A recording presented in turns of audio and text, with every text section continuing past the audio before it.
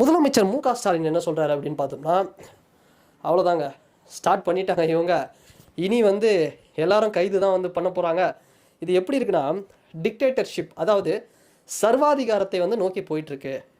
Already ஆரம்பிச்சிட்டாங்க. என்னென்னலாம் போயிட்டுருக்கு இந்தியாவில், மாநிலங்களில் வந்து பிஜேபி அல்லாத மாநிலங்களில் அந்த மாநிலத்தை வந்து நசுக்கப்படுவது, அந்த மாநிலத்துக்கு அழுத்தம் தரப்படுவது, அண்ட் இதை தாண்டி அங்கங்கே குட்டி குட்டி கலவரத்தெல்லாம் ஏற்படுத்தி சண்டை மூட்டி விடுறது, இது மாதிரியான வேலையெல்லாம் ஆல்ரெடி வந்து பண்ணிகிட்ருக்காங்க. வாக்கு திருட்டு வேறு ஆல்ரெடி நடந்துக்கிட்டு இருக்கு. ஸோ இது மாதிரி இது நடந்துகிட்ருக்கு. இதில் இது வேறையா அப்படிங்கிற மாதிரி ஒரு அழுத்தமாக ஒரு குரல் கொடுத்துட்ருக்காரு.